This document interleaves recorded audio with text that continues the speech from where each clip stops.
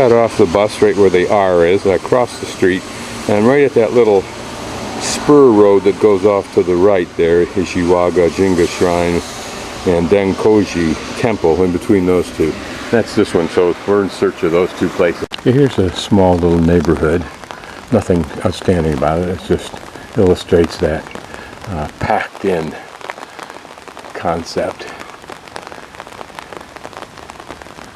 So I asked 3 older ladies directions, showed them the shrine, the map for the shrine and the temple. Unfortunately, the Japanese is so small that no human being could read it next to the giant English, which won't do you any good because nothing's in English. Catch-22 of the tourism industry. The thought I meant was guest house, and right down there, past that pink banner, is a guest house, and of course in a guest house someone speaks English, and they did, and here I am. But the shrine is locked up tighter than a drum, so and notice that design now, that turtle shape on top of that monument there. And as little as I could gather last night in talking to the owner of the hostel, these monuments probably don't contain the actual artifacts or the reliquary bones of the dead, but rather the souls of the dead. But at any rate, notice the very turtle-like look of this one. The helmet design that translates to, as well as some of the designs of the roofs that we've seen. Frankly, this is not the temple I'm looking for, so it must be further up here. Here, either a little shrine or a bell tower, not sure which. So the lady at the hostel's where my thumb is, she said go to the right where the pink is. And I think I went to where that first swastika sign is, and that's where I am now with that temple. Yes, you can see it right there. So I need to go further on up ahead. And I think that temple I'm looking for is somewhere up in here. Here's the Isagawa Shrine. So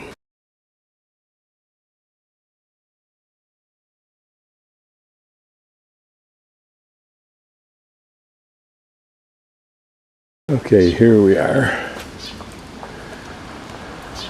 Big red torii. And lots of red, which at least makes it interesting. Now notice there are those, what look like helmet designs, or the horns of a ibex or something like that. But I'm sure they have a very specific meaning and identification for a certain sect of whatever this religion is. And it could be the classic Shinto with Confucianism, Buddhism, Christianity somehow mixed in. I'm curious, I'm looking at a relatively, well, it's new, but a small rectangular building with a ceremonial drum, the bell and the cord, either the incense or money. I think it's money goes in there actually, or merit. But it's outside of this shrine, and there's a window there right straight ahead of us that's open through the glass, and that may be for holding incense, I don't know, but maybe this is designed for people to do their worshiping, for lack of a better term, from this vantage point, because it does look like there's no access to this area. That's what I find curious about this religion, whatever it is the lack of access to the buildings that theoretically are where the altar, or its equivalent, is. And here a purification altar or basin or whatever. This one quite pretty because it's made out of this carved out rock with that piece of bamboo, which adds a neat color, and some kind of calligraphy on the front here. I don't exactly know why, but these shrines don't have much necessarily that's very old. Sometimes there are the little stones which are former tombstones, for lack of a better term, although I don't know that they're tombs, collected, but otherwise everything's quite new. Whether that's because the war even here in Nara was affecting these shrines, I don't know. Well, whether wood just breaks down so fast, but you see wood in other countries that's been there for hundreds of years.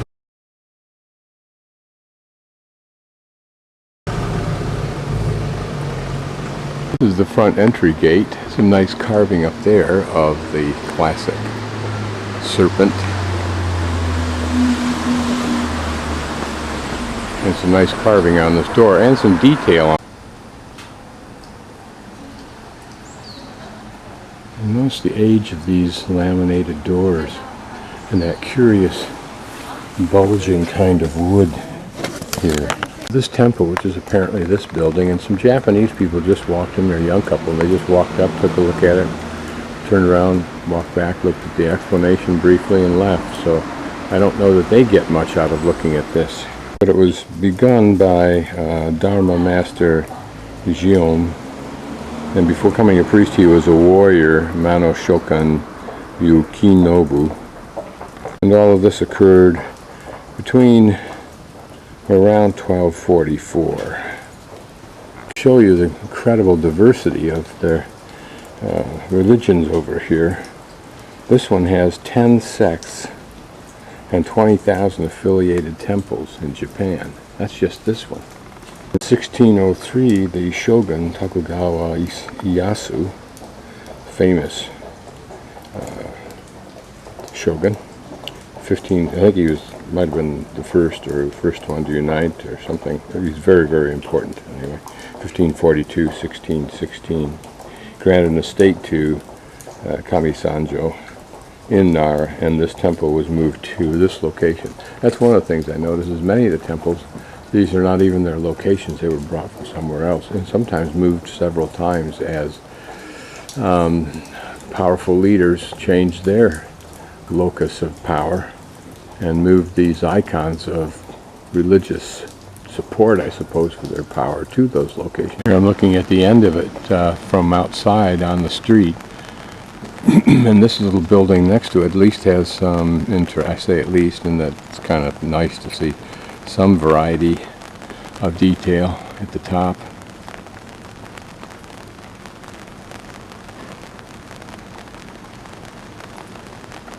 But the subtlety and the restraint of Japan is so great, I think, that not much difference defines a sect of religion or an entire subsect.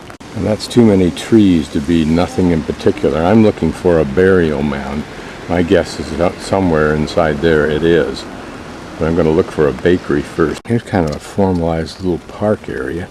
I have no idea what the purpose of this is, but it's certainly significant and relatively unique. It looks like a water feature at the base of it too. I thought that might have been incense, but it's just a cigarette butt. It looks like that could be a fountain. Okay, now I'm walking on a street at 90 degrees from the last perspective we had, and I'll go another 90 degrees. Well, here it's obvious, another shrine, cemetery, whatever you want to call it, but there's a very old one, very large one, sitting on a pretty much a rise, if you will. Significant, even more so in the early days when all the houses and buildings were one-story little structures. Okay, so now I'm opposite this first perspective we had on the opposite side of that big block, and I still can't find a way in. Now I'm on the fourth quadrant looking at that green. I'll see if I can get into it through this temple. What I may have been calling incense burners may in fact be stone lanterns. This one gives us a clue that that could be true, since it seems to have a little glass door on it. But maybe all of these things were stone lanterns, and putting some kind of a little candle in them might have been the way you quote-unquote operated them. Now, since I'm here, I'll go inside, but there's a road that leads to the left that may take us back into that green area. Huh. Pretty flowers on that tree. Yikes. Isn't that a pretty tree? And I think it exudes a nice scent. And here we're standing in front of the main shrine, I believe. Don't know for sure. But this one is quite accessible.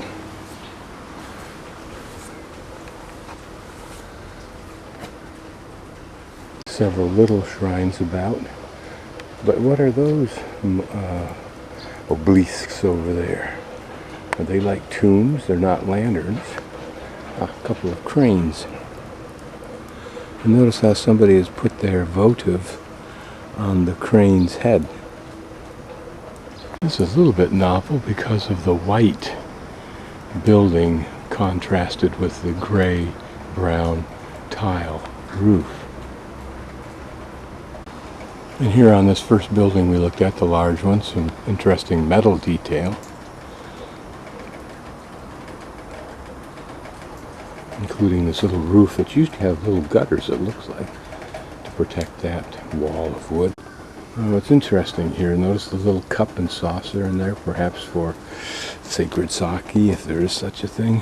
And is this a lantern in white to the left? And those two little ding-dongy things that are hanging down remind me of the ding-dongy things that are in the daimyo's room, whereby he can signal his security forces behind the wall. I don't know if these have an analogous function or not. I'll never know, probably. More like a lantern now that we think about it. That's how it made you part of the problem. It's interesting too how the top of the wall detail here is for our benefit. Normally in our western walls it's the outside that has anything of interest on it. Looks like a companion shrine to that other one. And this one's similar, but not the same. Same accoutrements, same little white cup. That's sugar or salt. These apparently are the strips that you can tear off one for yourself, see? And then sign on it what you want, and then tie it to something. Here another pretty manhole cover. Notice that it has a key slot at the bottom, and that apparently hinges at the top. Makes some kind of sense. Just notice what was, I thought, a cute little building. Whether it was someone's home once or not, I don't know, but it certainly could be. It looks like about the size of 2 box cars.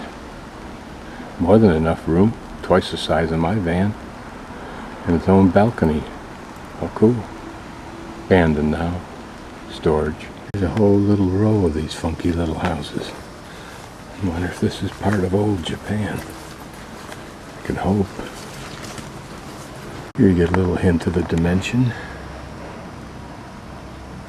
So I finally got somebody to let me look through the doorway. They moved the doors out, but this is it. This is all you get to see. So it's listed as a tourist site on the map, but you can't get at it.